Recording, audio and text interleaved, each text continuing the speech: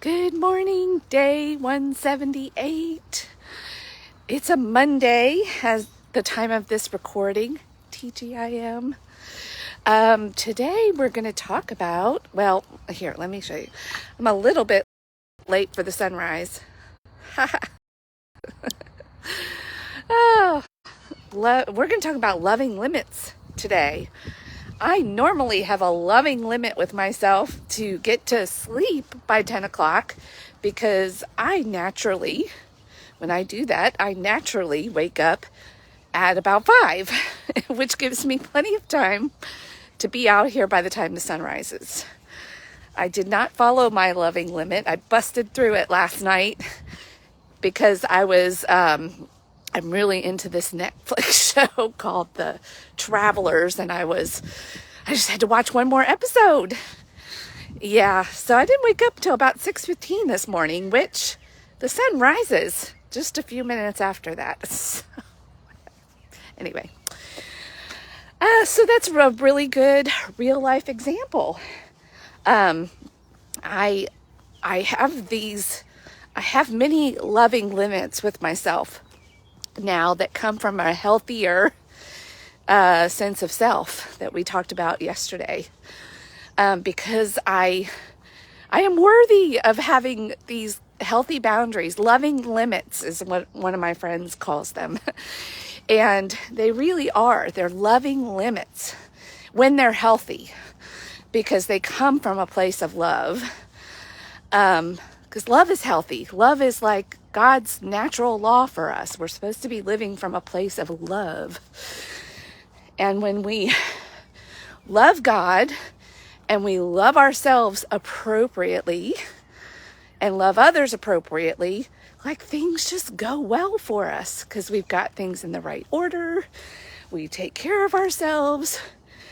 We take care of others. And by taking care of others, this is still one I get flip-flopped on, and I get because I have an unhealthy sometimes sense of self based on other people's opinions and other people's feelings in my immediate vicinity. And then I think that it's my responsibility to take care of what's really theirs to take care of. I get mixed up on that sometimes because I am an empath, and so I can pick up on people's energies and moods, and I can get confused and think that they're my own, and then that leads me to feeling responsible for other people and then when I do that, when I do too much of that, I don't know if you're like me, what I have realized now that I have a more healthy relationship, at least intellectually, and I'm working on, embodying that knowledge through practice and sometimes trial and error, getting off track, I rob them of the opportunity to take care of themselves the way they should. Yes. Hey, good morning. And when we are feeling, and that feels good to the other people too, because they're like tired, they might not want to do it. They'll gladly give you responsibility. They'll hand over their responsibilities. We do that for each other. And it's not very healthy, and it's not very loving, but it can feel like it because it feels good to be appreciated. It feels good to jump in and be a rescuer and a fixer and a helper and like the go-to person. Very ego gratifying. But when it's done from an inappropriate place, and an inappropriate order of things, we're not helping. We're often, there's the word enabling in the world of boundaries and codependency, where we, by coming in and enabling, we actually can hurt people. I know.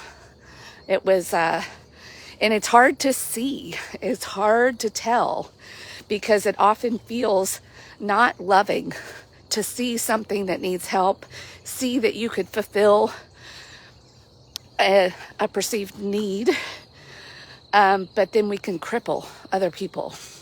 Now, this is my particular, I don't have enough boundaries or enough loving limits.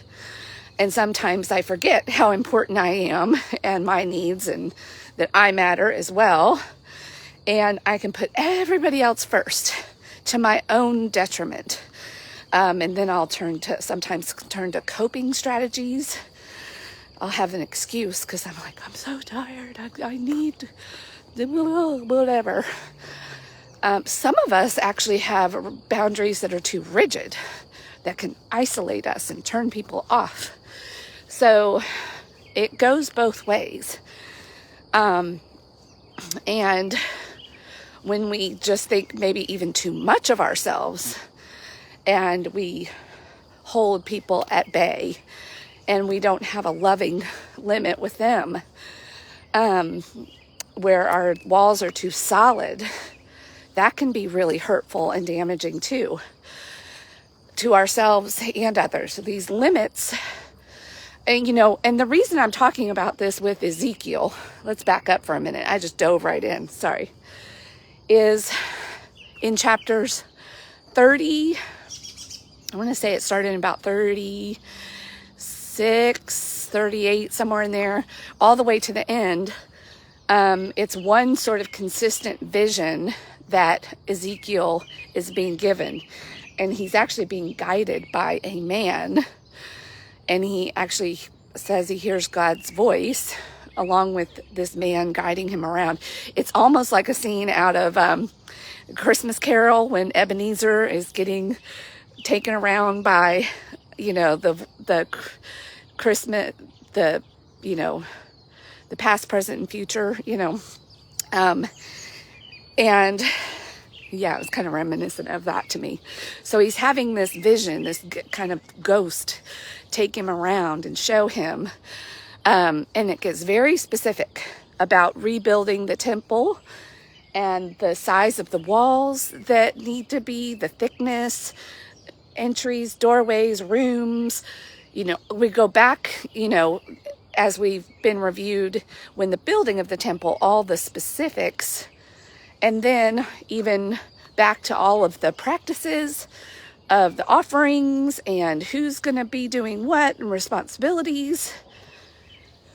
And then after all of those very specific, really our boundaries, they lay out, they redistribute the land by lots and assign territories, roles and responsibilities. These are healthy, loving limits.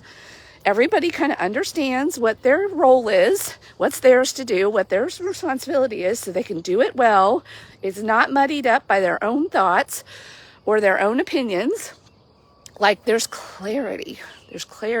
And we need to do that for ourselves and God's word helps us.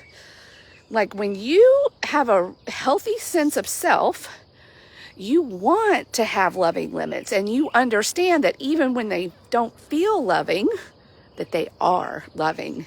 And even if other people react to them in a negative way and they can't see that it's loving or feel that it's loving, you can stand in clarity knowing that it is. And they will eventually get it, or maybe they won't. But that doesn't mean that you get to change the rules based on those feelings. And boy, this is going to be lifelong work for me. Lifelong. I have gotten a little off track myself recently, and I've let some of those lines that I had some clarity about get sort of smudged. And which then leaves me feeling behind the 8 ball, and then I don't react well, and then it leads to unloving behavior.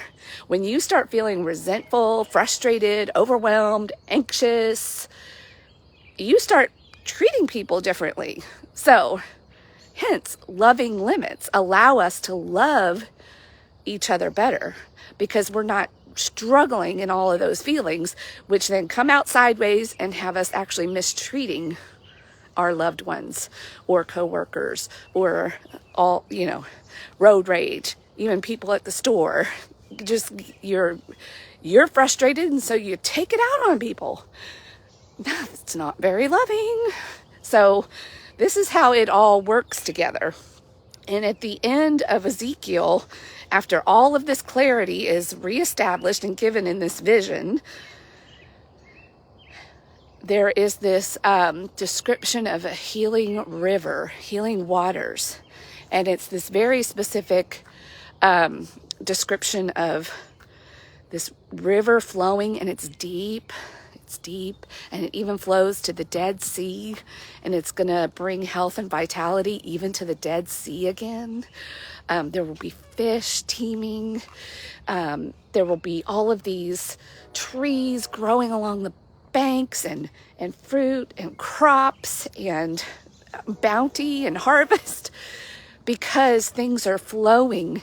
And they even talk about the direction of the water flowing. When we don't have healthy boundaries, we don't have a deep flowing source of anything. It's all scattered, and it's all shallow, and it can easily be dried up, go the wrong way. So I think there's some good stuff in here about the flow of our lives, the flow of our love, when it is healthy, coming from a healthy place, a healthy sense of self. And even the river itself has strong boundaries. Love, our minds, our life force has a boundary so that it can go deep and do what it's designed to do, which is help the land around it thrive. There's some good stuff here, y'all. Like Ezekiel, I think, I don't know for sure, might often be kind of glossed over. I have that feeling because the reading plan of it had me racing through it in like a day or two, which is like, because there's so many strange visions in it, I'm not sure even the church knows what to do with it. And, how to explain it to people, because it's, you've got to be a creative thinker. You've got to be able to read all of these visions metaphorically, and they're told metaphorically, but even beyond that, you've got to understand what it's talking about. And I think overall, Ezekiel has us coming back to ourselves. Like, you've gone out into the world, you silly people, and you're trying to live in prosperity and abundance in the wrong way. It doesn't work this way. God created it this way. Y'all are trying to do it on your own way, only through your brains and through your limited 5 senses. You're not seeing what's really happening. And so you're not trusting it, and you're not doing it. You want all the benefits of living the right way, or the appropriate way for which you're created. You're not doing it. You're coming up with your own rules. And then you're wondering why you're struggling. And I have to do this to myself all the time, where I will think that I have clear boundaries. And again, I get off track because of my human self. I'm human. And when I see people unhappy, upset, stressed out, it is just a knee-jerk, like, let me get in there and do something about it, even when it's not mine to do. And then I take on those burdens and those feelings, and then I'm not doing what I'm supposed to be doing, and then I'm all stressed out, and that river becomes dried up real quick. And this can seem really selfish. Well, how do you really help people then that really need help? How do you know the difference? Well, in the kind of self-help world, or the psychology world, and even in biblical terms, we talk about pouring from a full cup, that you can't pour from an empty cup. And you need to be serving from a place of overflow. And it's paradoxical. When you have a healthy sense of self, you have loving limits, and you're living from that place, you have more than enough energy and time to really, and you're even tuned in to God, and you can hear more clearly, hey, I need you to go do this over here. And you can easily. You have the vitality and the energy and the time to do it. It's pretty amazing. When you are over in somebody else's business, when there's really no help that's needed, other than themselves helping themselves, and we're inserting ourselves undirected by God and just out of our own, ooh, this will make me feel good if I get in here and do this, and then that person is praising me type of help. There is an underlying expectation of this is somehow going to benefit me. Either I'm going to get praise, or for me, I'm going to get peace. People will be happy for just a minute so I can be left alone. I'm being real here, people. And whatever your motivation is, I have mentioned the Enneagram a few times, and probably more than a few times, but this is why I have found the Enneagram to be so helpful, because I can look at it like a diagnostic tool and go, wow, I've really been acting that way recently, and that's not so healthy. I need to fix that. I gotta let some boundaries, some loving limits, turn the other direction. It was more about me feeling loved from other people, getting love from the wrong source. Yeah. And you might be doing that too, I would imagine, if you're human. If you're not and you're perfect, you can move on. So this won't apply to you. So loving limits. How can you look at your life and the fruit of it? What's growing along the banks of your river? Is it dead? Is it thriving? Is your land thriving? Have you got a lot of tension there? A lot of discord? Maybe your boundaries are your loving limits, they're just hard walls. They're not very loving. Either way, and if you are like me, where you have convinced yourself, and it looks very loving, oh, she's so nice. She's so nice. Look at all she does. And we can't, that is the insidiousness of that us service-oriented, empathic people have to watch out. Our ways of relating can be just as toxic and just as poisonous, even though there's a lot of sugar added in there and it doesn't taste like or smell like it. So loving limits and getting that river of healing that can be your heart and your mind, get all of this flowing well, get your brain, your heart, your spirit, your soul in alignment so that you can go out here into the world in a loving, appropriate way according to how God wants you to serve in this world. And not all of us are meant to go be philanthropists and serve at the church. There are lots of ways to serve without being in a soup kitchen or handing a sandwich to a homeless person. There are lots of ways to do that. So, just because there are some widely accepted things that all of us think we should be doing, we might be missing out on our real calling and our purpose to serve the world and to serve God. All right. I think